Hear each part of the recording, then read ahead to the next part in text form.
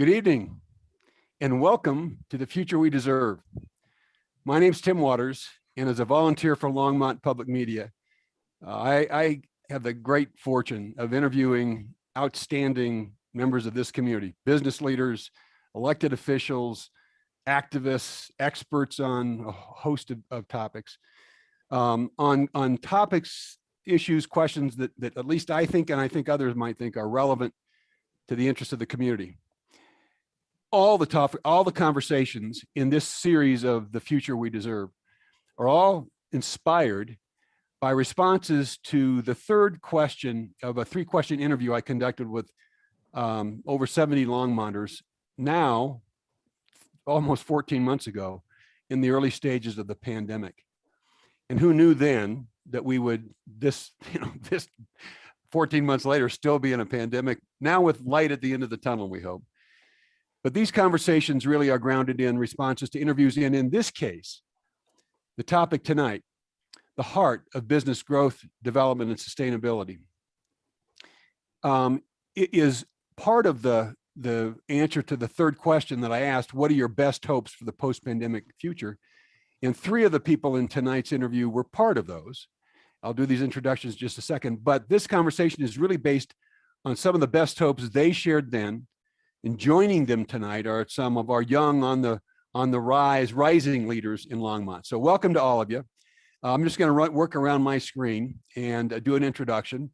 Before I do that, I'm going to remind the viewers that not only do you get a chance to listen, you'll never get a chance to listen to this combination of people on this topic probably ever again. So this is pretty special, number one. Number two, you may never get a chance to dial in and be in the conversation with them after tonight. So if you're listening and you're provoked to either share a vision or an aspiration or share your own about the future, 40 minutes into the hour, you're going to see a telephone number. You can call in and not only listen, but you can join the conversation. And you'd be joining in that conversation around this window, Scott Cook, who is the CEO of the Longmont Chamber of Commerce, Genevieve Clayton, and you can all wave when we do. There you go, Genevieve Clayton, who is the CEO of Reach Research and Marketing, Inc., and about to graduate from her graduate business program, as I recall. Congratulations, Genevieve. Kimberly McKee, who is the executive director of the Longmont Downtown Development Authority. Most people refer to LDDA, and we know what we're talking about. Laura Zavala is the branch manager of Movement Mortgage in Longmont. And Chris McGilvery, with the longest title of this group. Chris is a member of the business faculty at Front Range Community College. He is a local business owner, and he is the chair of the Longmont Chamber of Commerce Board of Directors and a member of the LDDA Board of Directors. So a distinguished panel. Welcome to each of you. Thanks for taking time out of your day to be with me and with one another this evening. It's a testament really to your commitment to this community and the kind of service that you provide. So thanks to each of you. You know, that last question, what are your aspirations? What are your best hopes for the post-pandemic future, is where we're going to start tonight. So in that same order, right, that I introduced you, I want to go back, Scott, to your response to that question when I interviewed you almost 14 months ago. You've had a chance in other settings like this to respond to that. Get us started with, what are your best hopes for the post-pandemic future, the future you'd like to help create? Well, great. Thank you, Tim. And I'm just pleased to be here again. And thank you so much again for doing this project. I love reading history, and I think what this project is going to provide for us in the future is a chance to look back on all of the comments and how we were feeling at this time. So thank you very much. And I'm just pleased to be here with all of the other panelists. Not to be too obvious, but just to be obvious, I'm hoping for a much better future than what we've been going through during the past year. I think probably we can all agree to that. But I think there's a history. I think there's precedent for that. You know, if speaking of history, if you look back at our country during times of war or economic downturn. Oftentimes after that, there's a real economic resurgence and there's a lot of growth in the country. There's a lot of creativity and innovation that happens. And so I'm very hopeful that that's what's going to happen this time. I think we're seeing that. In fact, I think we saw even during the pandemic, a lot of change and innovation, people doing different things. And we thought, hey, how come we weren't doing this earlier? This is so much easier. Now, sometimes I think we look at that and go, hey, I'm now going to twice as many meetings as I was. I'm not quite sure that's a positive thing. I think sometimes it is, sometimes it isn't. But I think, I really am looking for a positive future. And also the things that we weren't noticing, and I think we'll probably get into this in the conversation too. There's a lot of things that bubble to the surface in our country and in our community that we weren't always paying attention to, that this pandemic highlighted. Some people were being left out of conversations and work and even in our economic development work. And I think we have a new light being shown on that. We understand that a little bit more. I think we're all much more aware of that. So I'm hoping that will change too. You said, Tim, I think back a year ago now, that maybe the pandemic would be a portal into a new time and a new era. And I think that's a smart way to look at it. And I'm hoping that that's exactly what happens. I would also say that what we experienced during the pandemic is what I believe was a renewed interest, a renewed understanding of the importance of local business to the overall community, that it really is a backbone to many other things that we want to do. I hope that stays. The Chamber is going to be working with all of the people here on this screen and many other partners across the community to make sure that stays the same. But we've been trying to remind residents to support our local business, to be involved, to take ownership in the community, to take ownership of these small businesses. You may not own the small business down on Main Street, but we should all have a certain sense of responsibility and ownership to support them. So I'm hoping that sticks around and that will be part of our new normal. Thanks. Good start. Genevieve, pick it up from there.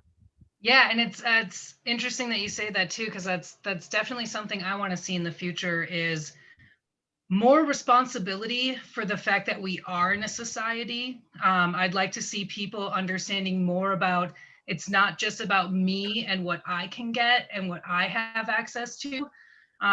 So really in the future, what I want to see is, a more equitable and stable future while also still embracing all of this adaptability and, flexibility that we've learned that I think has been really, really important. I'm a type of person who loves planning. I love structure. I think that's like one of my, I always say that to Chris all the time. I like, this needs structure. One thing that I'd like to see in the also doesn't leave people behind, like Scott was saying. I think we really realize that there's a lot of things that we have that are broken. And this pandemic brought a lot of those cracks, in the foundation to the surface, and really a lot of things crumbled. I think we've done a great job in terms of trying to pick the pieces up and work together. And I really hope in the future we see more of that. We see more people getting out of their comfort zones, reaching out to others, trying to get involved in different areas where they're going, oh my goodness, like I didn't even know this existed. I want to live in a future where people challenge their assumptions, but also are okay with saying, hey, I was wrong. How do I rectify that? Or how do I inform myself more? Really it comes down to, I want to go into a future that we have a lot more forgiveness, compassion, and empathy for each other. And like Scott said, I hope that we take a lot more responsibility for our communities and for our larger existence in society, if that this is the backbone and we have to start in our own backyards. I'm going to transition here to Kimberly, but I am going to make a pitch. We had in this series, we did a series. One of the series was on my rights and our responsibilities. We did a couple on equity and justice. So for listeners of this program, this one kind of builds on a whole series. So Genevieve's brought some of that back into the conversation, and it's all relevant because it all connects to the kind of aspirations we have for the future. Kimberly, pick it up from there. No, it's interesting. I would say my answer to this question has evolved in the past 14 months as things have. I couldn't be more proud of the community, the way they did supporting local businesses. Did lean in, especially in the downtown community, of helping one another. These folks that were competitors were now sharing food, sharing freezers, walking each other through how you get your PPP loan. It was truly collaboration in ways that we had never seen in a long time.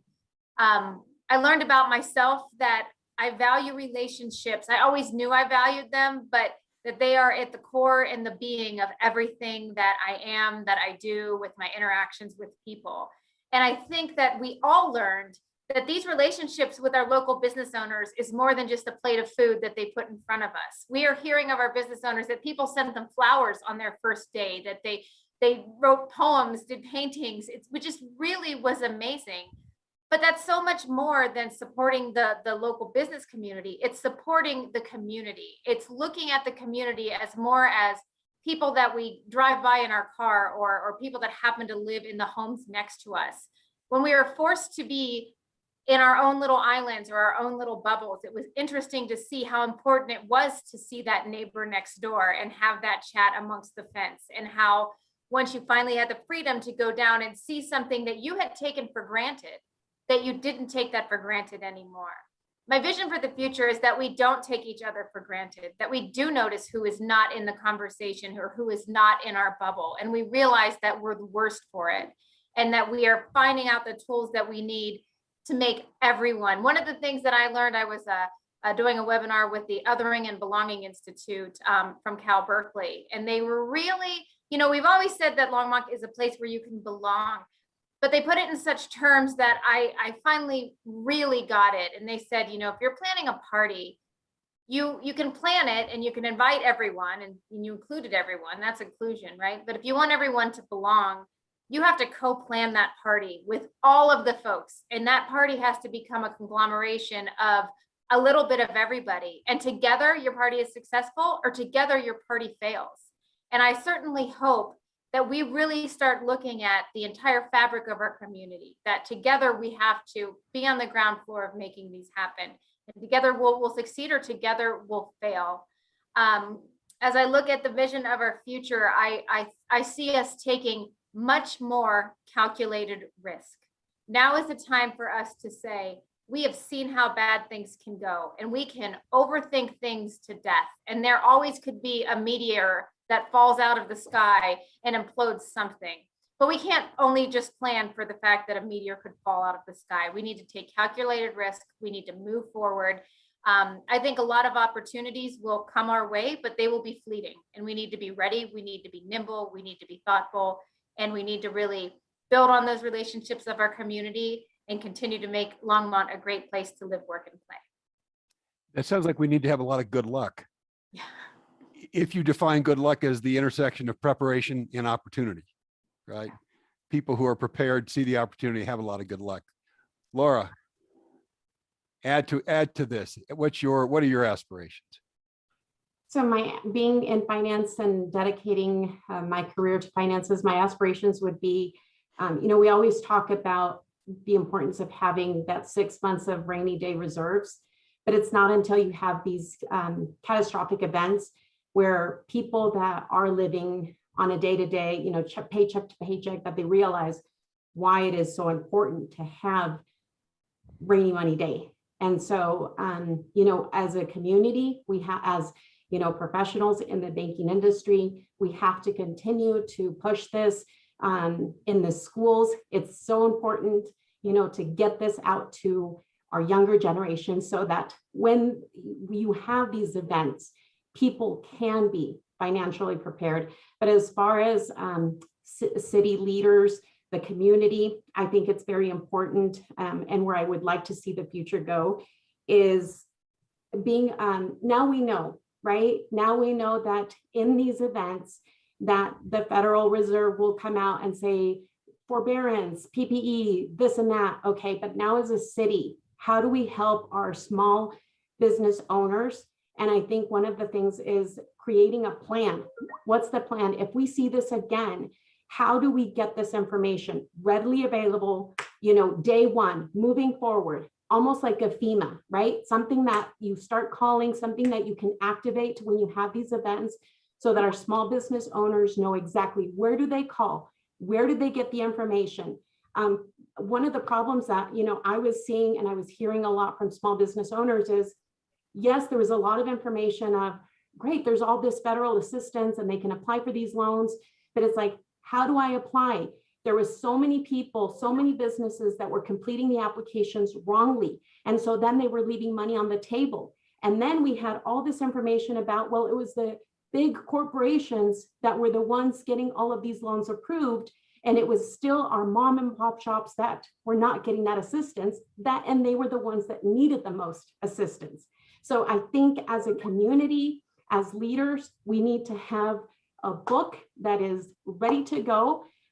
Obviously, this was something that, nobody would have imagined, that none of us have experienced, but now we know. And we need to be prepared for the next time. This is like, okay, we've experienced a hurricane, we've experienced a tornado. How do we prepare for the next time? Because, this can happen again.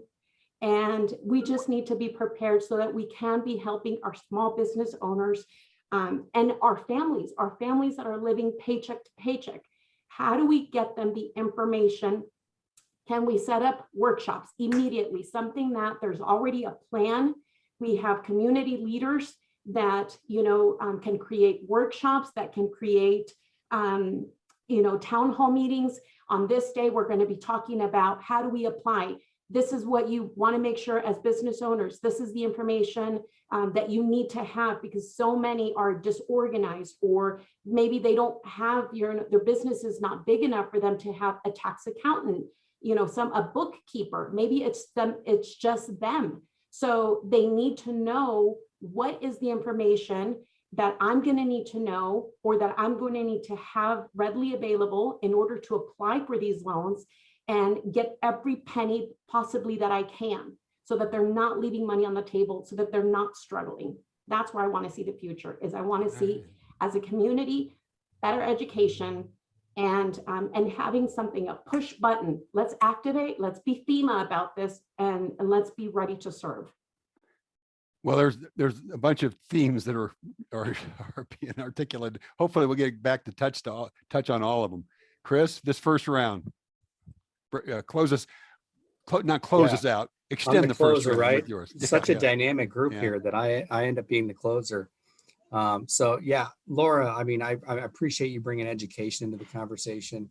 I'm doing a lot of reflection, being that today's my birthday and it's a big day for me. But when I reflected back on our earlier conversation that I had with Tim, the three pillars that kind of framed my conversation was thriving education, a thriving economy, and sustainable growth. So I appreciate the comments around, look, we have to have meaningful goals as a community, and that we can rally behind, and that we can believe in, that balances the short-term demands of, like, look, we need to help our community out in a big way, but we also can't compromise our long-term sustainable plans. And so those are all three really important. So it's really continuing to emphasize on how can we prepare our youth to be successful so that they can be productive citizens. And then when it comes to a thriving economy that's equitable for all, it doesn't matter like where we came from, what resources we have, how much we have in our bank account, what organization we're with. We should have the opportunity to thrive in this community. And so when it comes to job opportunity and starting a business, there's a lot of resources available locally. But when I'm having conversations with our community, a lot of our community members don't know of these resources, to Laura's point. So, I think that we have to be mindful of that and do whatever we can to get those resources out to people. So I think that that's really going to be important. And we have to be patient. I mentioned that too. Like, I'm not a patient guy. I spent 10 years in corporate. I own a business. When things don't go well for me, I like to fix problems and get results. And And that's just not the reality of how we're going to recover from this pandemic. So I've learned how to be just more patient, more understanding, more empathetic. When I'm having conversations, I'm trying to enter into these conversations mindful of my biases that I've had in the past, to say like, okay, Chris, like, am I truly listening to this conversation, or do I want to get my opinion expressed?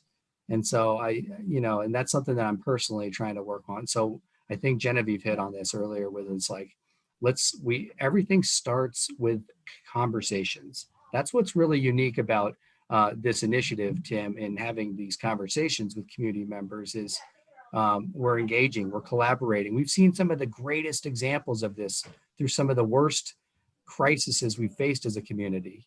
And we go back to the flood of 2013 and how we really rallied together as a community. And that took a lot longer than what we thought it would take to recover from. And my understanding, Tim, is we still have federal dollars that we're spending recovering from the flood, which is 7-8 years ago, and so this is going to take time. This is going to take understanding and having us all work together and to move forward. And but those are kind of the three big things that I wrote down. I'm just kind of looking through my notes: thriving education, thriving economy, and sustainable growth. When I think of sustainability, I think immediately of business. And I think there's a lot of us that have a hard time connecting business to sustainability.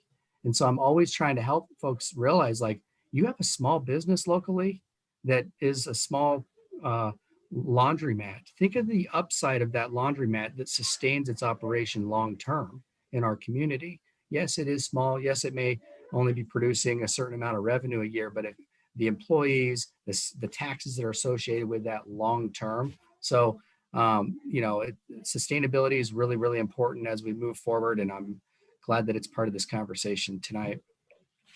In one of the earlier future We Deserve conversations, and as I recall, it's when we were talking about recovery. Rick Ebers made the observation that when we were in the midst of the flood in 2013, one of the responders with whom he was working observed that for every day you're in the immediate crisis, you should commit understand it's a month of crisis management and a year of recovery, right? So we had 5 days of the flood. Think about 5 months for crisis management, 5 years for recovery. We're now 8 years out and we're still in the recovery mode. So if you think about 14 months, right, into a crisis like the pandemic and what that recovery trajectory is. So when you talk about patience, I think there's lots of evidence to support the need for that understanding in what it's going to take. I do want to come back. There are a number of the comments that have already been made connect back to a metaphor that Kimberly, you shared in the last episode of the Voices and Vision Project. A metaphor that you kind of brought from your experience in Ohio to your observations here. Would you go back and share the metaphor? It was a way for you to explain to yourself and to others what you'd experienced, what we're experiencing, and then we'll see where it takes us, because it connects to a lot of what's already been said.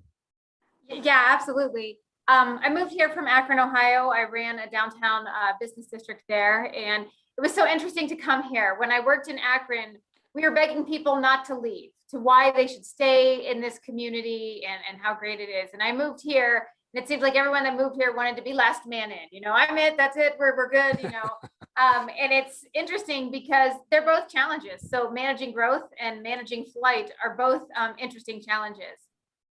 When you are in a position, as we were in Ohio, where you're trying to have people not flee and stay in your community, the way that community embraced it, the way Ohio embraced it is like a football team, right? You got into a room, you decide what the goal was, and you locked arms and you walked towards that goal together, much like a football team was. And the two guys in the middle might think that's a stupid goal, but it didn't matter. They knew that they would be able to make progress. And if they could make progress on this goal, their goal would be a little more close. And then you would tackle the next one. And when I moved here, I often felt like it was more of a bike race metaphor, right? And people were all in this bike race and they would draft on one another to get ahead. But if they could pull ahead and do their own thing and win the race, they were happy to do that and kind of leave those that helped them get there behind. And not in all cases, so I know that's it, but you know, there was a lot of that. And I saw that change quite a bit in the pandemic because no one knew. There was you didn't know where the finish line was. You didn't know, still some days we're not quite sure where the finish line was. And you just saw people gravitate towards, oh my gosh, we don't know what to do. Let's do this. Okay, let's all do this. And we all did that. And then we all did something else. And it was amazing. And you found yourself doing things because you didn't know what else to do. And if everyone else was going to do it, you were going to do it. And sometimes you had to pivot and say, let's not do that anymore. That was a really bad idea.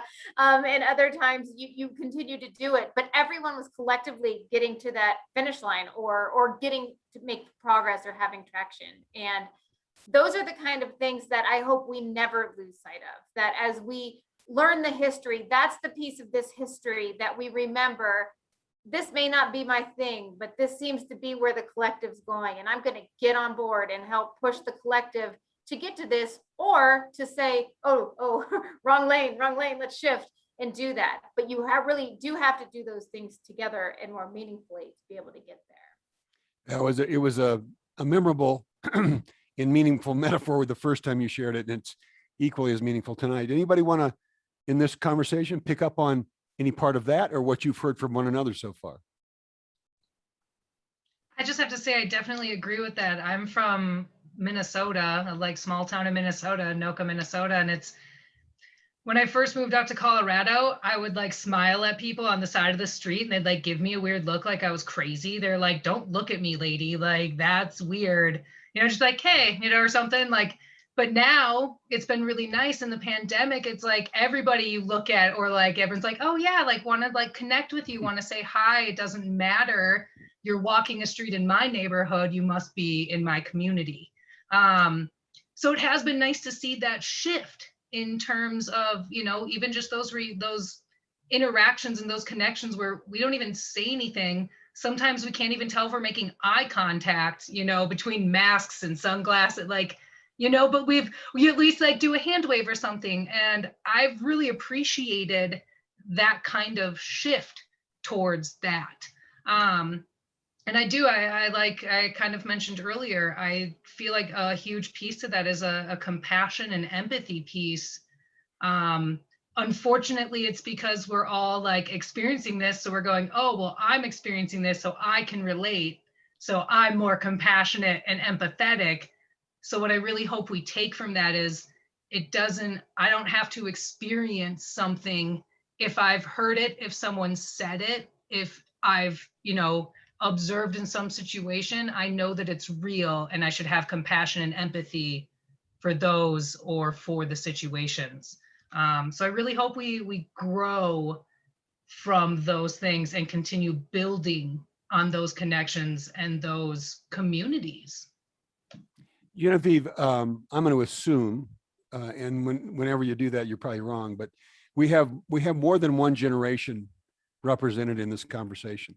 Is it fair to assume you would fit into a millennial cohort? You are dead on, absolutely. Yep. So I'm like almost right in the middle. I'm turning 30 this year. My significant other and business partner is 34, so he'll be turning 35 this year. 33, turning 34, somewhere in there. We know old man McGilvery over here, it just turned 40, so probably just on the other edge of the next cohort, right? Is it different from what would you assume? What should we all assume about from a millennial perspective versus the perspectives of others who are in different stages of their career, which I suspect, Laura, you fall right into that millennial category as well. Chris, you might be on the edge. Maybe Scott and Kimberly, you're just outside of that cohort. Is there a generational perspective here that we ought to be paying attention to?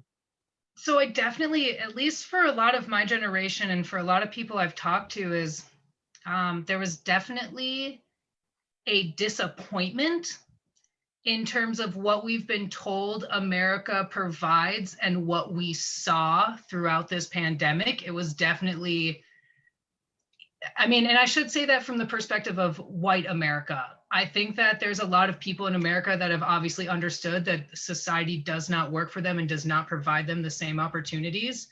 But I think for a lot of people in our generation, it's you've worked really hard, you've gone to school, you've done everything that society said you should do to be able to provide for yourself, to be able to not just live paycheck to paycheck, but to actually get that 6 months in the account, to actually be able to afford those things like a vacation or just afford the things that make you happy.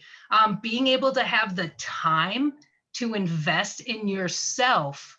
I feel like my generation is so busy that we're all becoming so burnt out to a certain extent, trying to keep up with what we're told we have to do to get success. And I think it's a pretty standard view of success of what we've been told. We want to be able to have an expendable income where we can do a couple nice things. We want to be able to have time with ourselves and our families. We want to be able to own homes. We want to be able to save for a rainy day and invest in our future selves. And I feel like this was kind of the last, break in the shell of terms of like, oh, so the egg's frying and it's not, and no, what is this? There's shells everywhere. None of it's working. Like, why am I trying so hard and keep doing what I'm told is the right thing to do when it's not paying out? I think there's just been a huge veil that's been lifted for millennials going, well, this is it. And I think there's also a huge part, you had mentioned responsibility and rights in the last one, and that's obviously a big Gen word. But I think we've realized that we were responsible for this too. And we need to be responsible for making that change.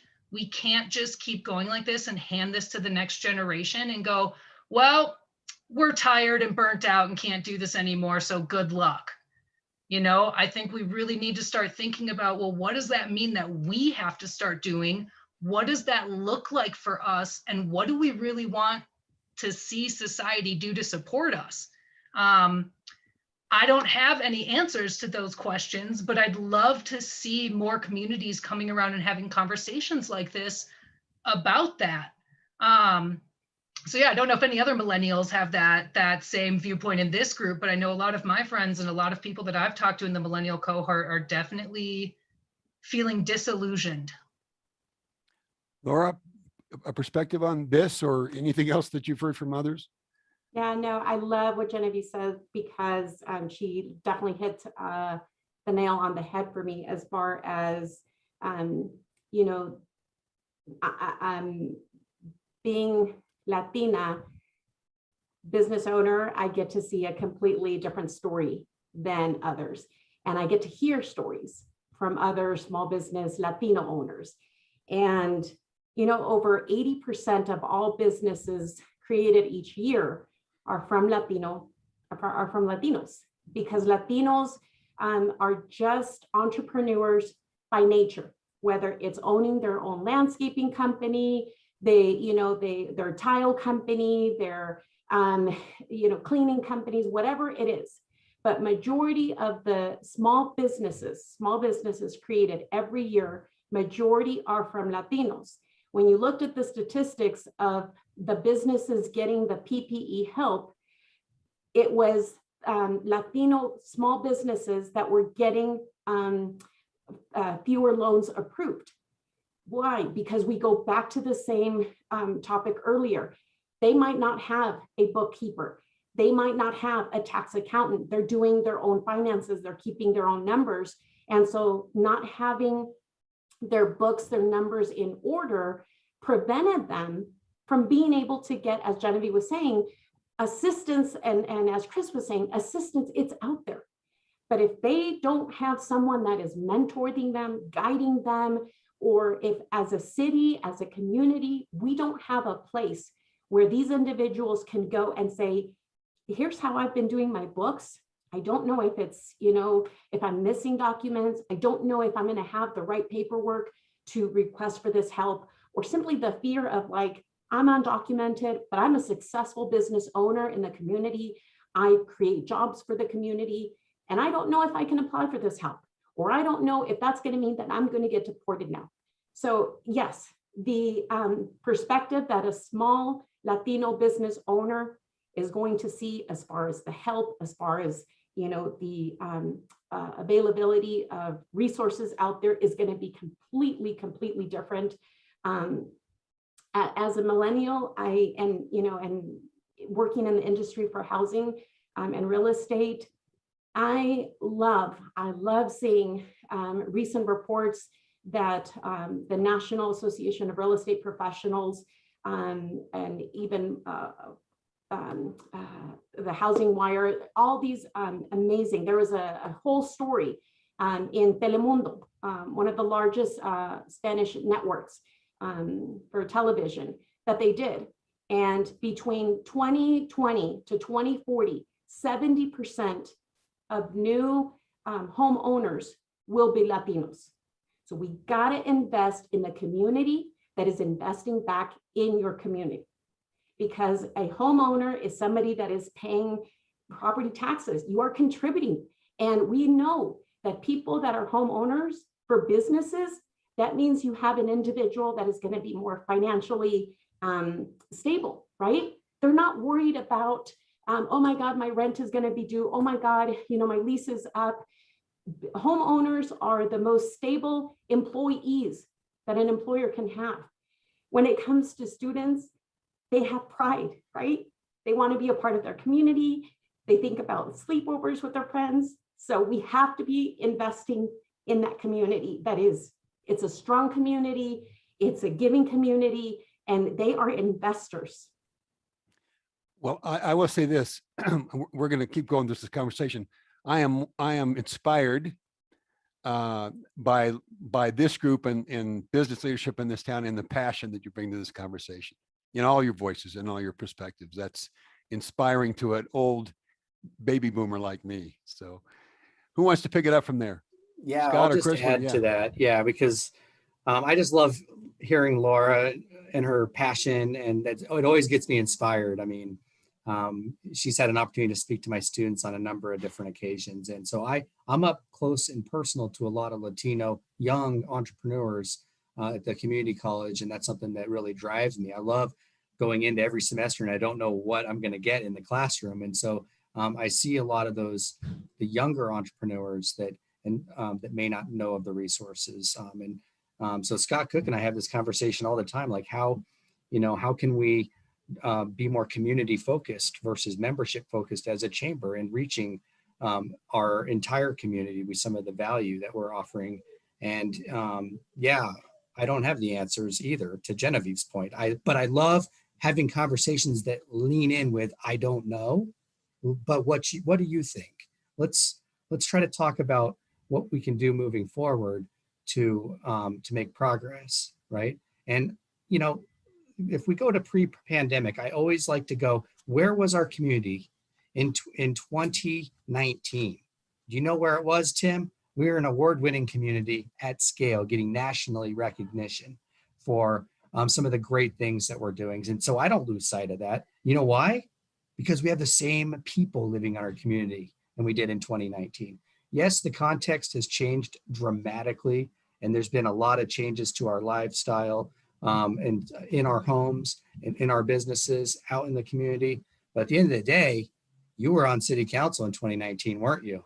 Well, I do this Yes, as a you are. volunteer. I do this as a volunteer, not as a city council member. So. But Kimberly was the executive director of the LDDA. Scott Cook was the CEO of our chamber. Laura was a mover and a shaker in 2019. So Genevieve was the chair of our chamber student network. So we were all like making great things happen, progressing our community forward. That gives me tons of hope. And it's the people that makes our community special. And that's why the resiliency and the coming together, what the advanced Longmont partners did through this pandemic was amazing. The LDP, Kimberly, Chamber, the Latino Chamber, all meeting multiple times a week to solve problems for people. that was just so uplifting and inspiring. And so I just had to share that. All right. We're 20 minutes, 40 minutes into the hour, 20 minutes before the end of the conversation. So if there are viewers who would like to be part of this conversation, we're going to get a telephone number that you'll have a chance to see and call in if you want to join the conversation. Who wants to pick it up from there? Scott, you want to? Yeah, Tim, I want to give a shout out to Kimberly on the point that Chris made too, because she was one of the first, I think, that had a really good vision on what was coming. And nobody knew exactly what was coming, but she knew something scary was coming, and she called all of the Advanced Longmont partners together. And I still remember, I will never forget it, meeting for the first time. We were unmasked and all meeting in person in the LDDA because we didn't know we weren't supposed to.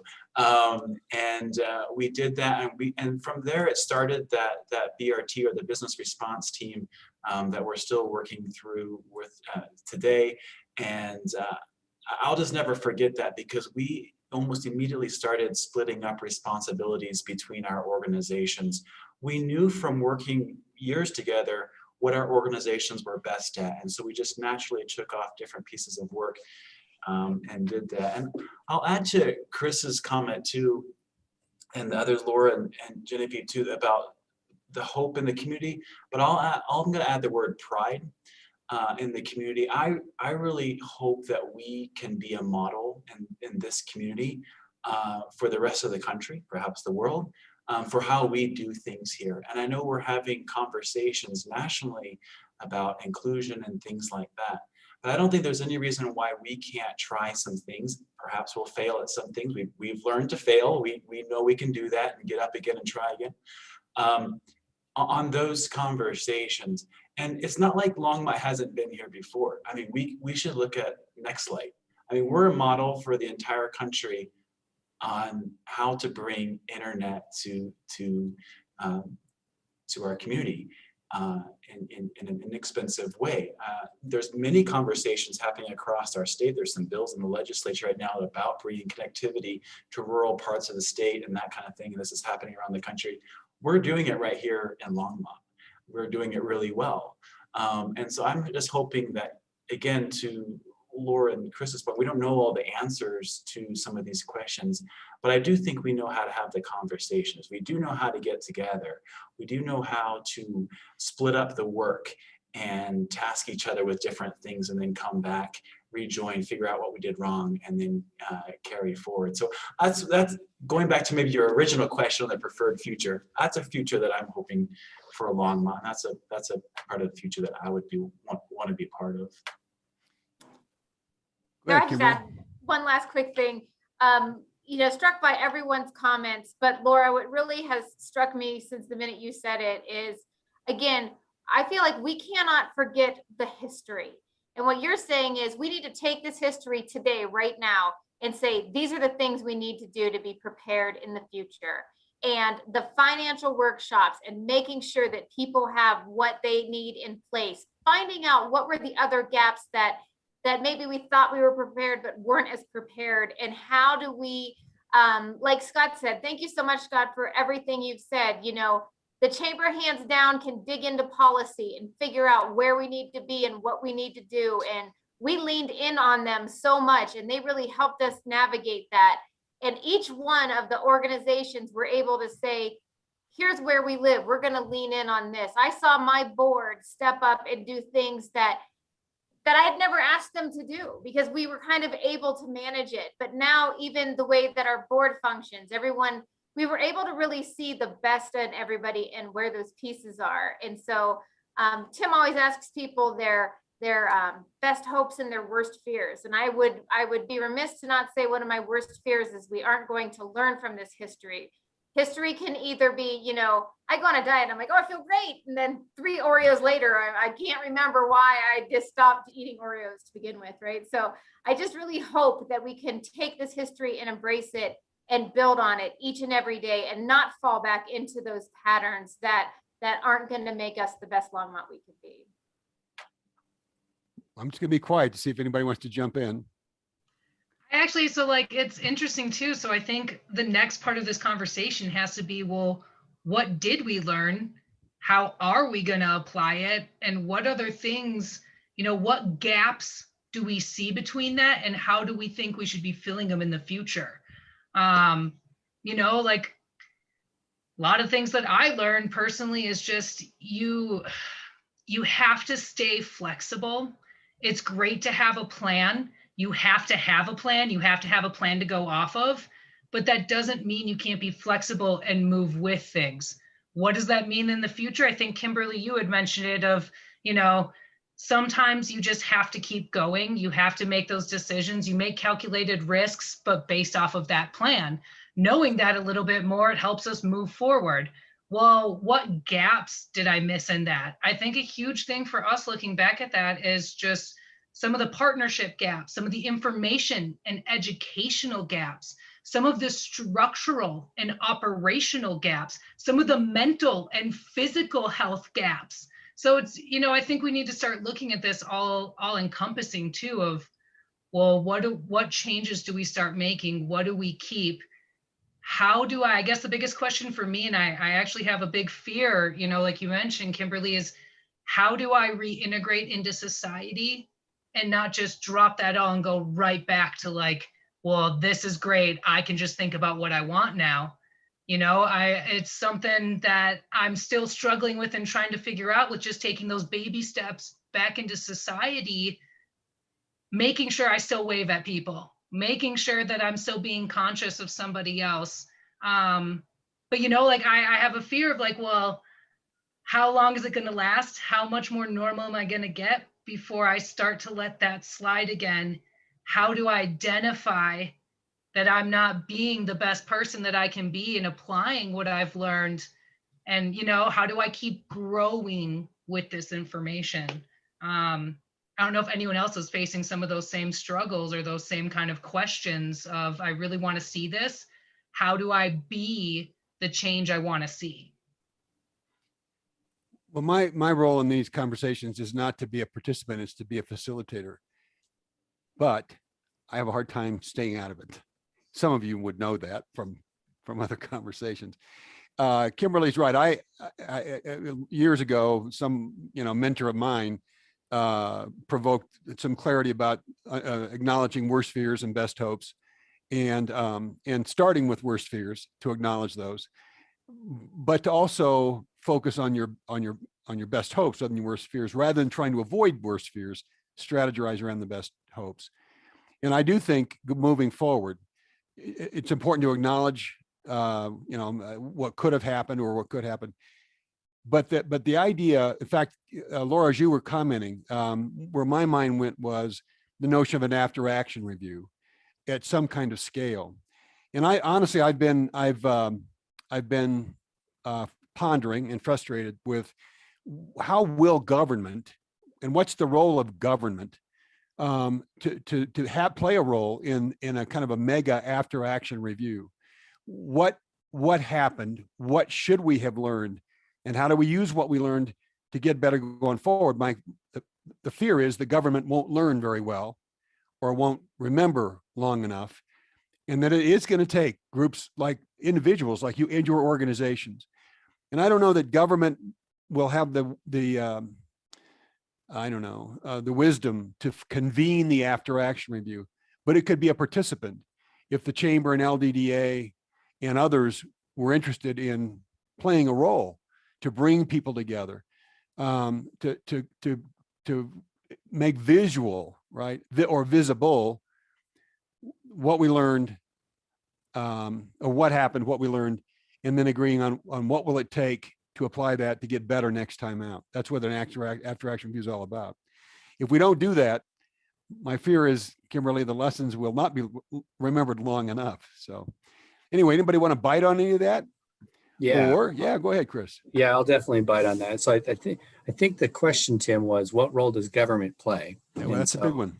I think it's one, you have, government is critical because you serve your community. So you have to be a servant first and foremost in really listening to the needs of everybody in your community, right? Not just the chamber, not just the business owner, not just, I mean, and that's a tough task, right? because you've got to really listen to folks that didn't vote for you as equally as the ones that did, right? Yeah, The ones that absolutely. don't support you equally as much as the ones that do. And you have to be mindful of Maybe everybody. more It's like- important. So, Absolutely. So it's about leadership. It always comes back to leadership for me. And that's a big piece of government.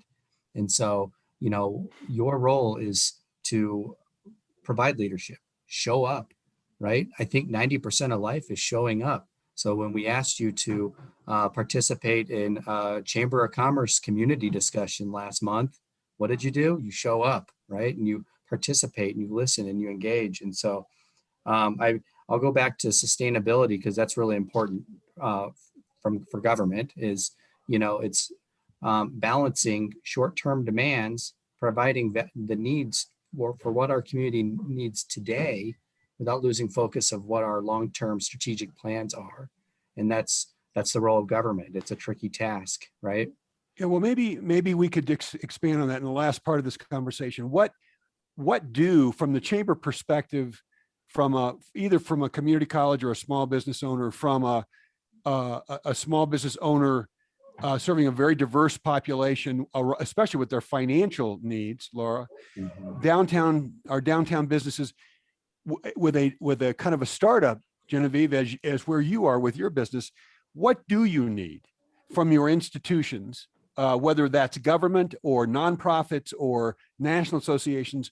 What do you need going forward to sustain the possibility, right, of the growth and the resilience that we're anticipating coming out of this pandemic? Support. I think Kimberly will agree with this. There's a lot of activity going on in our community right now. Yes, we're coming out of a pandemic, but we've got some major things happening in Longmont right now. I mean, take a look at our downtown. There's a lot going on. We've got a Kaufman development partnership with the Boulder County folks. And so these are really large projects. We also have a lot happening in First and Main. We got the First and Main revitalization study from 2012 that took a lot of patience and a lot of focused attention through these years. We've positioned ourselves to actually make some really awesome progress. So we don't want government to make things difficult for us. We want, in regards to making some of these projects happen, because, you know, as you know, everything's cyclical. We may not be in this development growth phase forever, right? Eventually growth slows down, and that's just the way the market works. And so we don't want to look back and say, wow, we missed out on a really awesome opportunity because we made things a little bit more difficult for the developer or for whoever along the way. I'm sure Kimberly has more thoughts on that. Should my note to self be, think of a sail, not an anchor? Yeah. Yes. Yeah. All right. Who else? Wait, jump in. I would say, Tim, communication, because the landscape is constantly changing throughout this pandemic. You know, a need that some of our businesses had a month ago is very different than the need that some of them have today. And so Chris and I have tried to be very proactive about our communication, you know, going out and making phone calls and in-person visits and that kind of thing, because we realized after a while that was really going to be one of the only ways we could communicate really successfully and learn what our businesses needed. But I think unlike a flood, and I'm not saying that wasn't an intense crisis, but there were some visible things that you could see that needed to change. I mean, if a street was flooded, buildings were flooded, we know we need to repair that. This crisis, I think, is different because we just don't know. We don't see it when we're out walking around or, you know, that kind of thing. A member mentioned to us the other day, and this is not something that I expected to hear, that right now some of their servers are receiving such large tips that they now can leave work early and, you know, go pursue their school studies and many of the other things that they need to do. Well, now this employer needs to hire more staff to cover that. That is not something I expected to hear, because businesses in that same industry are struggling finding enough servers because there's not enough servers in the restaurant and brewery industry. But I suspect that if we went back to that business in a month or two, their story will be very, very different. And so that's why I say communication, because I could tell you something today in local government or all of our partners here, this is what we need. And it won't be the same, it won't be the same need tomorrow. So that constant, really proactive communication. So we got a few minutes, just a few minutes left. Any kind of last thoughts from anybody? Put a punctuation mark at the, yeah. I would just say what we need from government is for them to be nimble, but to also be focused, to be committed to rounding out the goals that we've already set. It's very easy to see the squirrels and butterflies and want to be all things at one time. And we all want all of those things. But if we don't continue on the path of having clear priorities and making them stepping stones, I think we're at risk of having a lot of mediocre things everywhere, as opposed to finishing some slam dunks that is only going to bring in the revenue and what is needed to make that next step fantastic. So when you talk about good to great, I think we should keep our eye on great as we're getting closer, because these take time. I always say it's like running through peanut butter, right? But as soon as you're getting to the end, you know, in pandemic terms, it's not time to hug everybody, kiss everybody, and take off your mask today, right? And if we gave up today, we would be back where we were in December. So I think it's really kind of staying focused, doing small building blocks, but not leaving the priorities that we have. And I'm only going to add just, you know, accountability. You can't be you can only continue to have these group conversations for so long until people still stop wanting to participate, stop wanting to give you ideas, and, you know, stop believing in the city or, you know, the government. Or you have to, there has to be the next step. There has to be, Kimberly said it, Genevieve, everybody has said it. There has to be, and then what? So now you have this information, and what are you going to do with this information, right? And you have to have representation from, you know, someone that, a Latino business owner. You want to have someone that is like a restaurant owner, or, you know, you want to make sure that in that group of like, and what's the next step, that you have the right representation, so that we are clearly communicating, so that if things are changing in that industry, we are knowing what are the changes and what and how is it evolving, or how are things getting better? How are they not getting better? But I think, you know, after having this amazing panel discussion, I think the next step is definitely, and then what? Where is the action? What are you doing with this information? And sharing that, you know, giving that report to your citizens, giving that report to the constituents. This is what we're doing. Yes, we're listening. Yes, we want to hear about you. And this is what we're doing with that information. Great advice, and a great panel. I'm grateful for your time. More importantly, I'm grateful for what you do when you're not in this conversation, right? What you do with your students and your customers and your membership. You all contribute so much to the community. So on behalf of all of Longmont, I want to say thanks for what you do when you're not in this conversation, what you do every day. I've read a post from someone by the name of Seth Godin. At the end of each of these episodes, I don't know Seth Godin, but somebody sent me the post, and it just struck a chord for what we're trying to do with these conversations that will ultimately wrap up at the end of May. We've got a couple more after tonight, but I want to read the post and then extend the invitation for people to join us on May 12th in the next of these conversations. But here was the blog post. He writes, "We can choose to commit to a recursive and infinite path that elegantly creates more of the same. We can choose possibility. We can choose connection. We can choose optimism. We can choose justice. We can choose kindness. We can choose resilience. And we can decide to take responsibility. Each leads to more of the same," right? So themes that you've shared tonight, that your fellow leaders in Longmont have shared during the course of these conversations So thanks for that. To viewers tonight and anybody who watches the recorded version of this, May 12th will be the next episode in The Future We Deserve. The topic will be rediscovering our soul in the development of our economy and our land. So you want to learn more about and be part of a conversation on soulful development? Tune in on May the 12th, 6 p.m. right here at Longmont Public Media. Thanks to the panel. Thanks to those of you who allowed us into your home tonight. Have a great evening and a great couple of weeks. We'll see you on May 12th.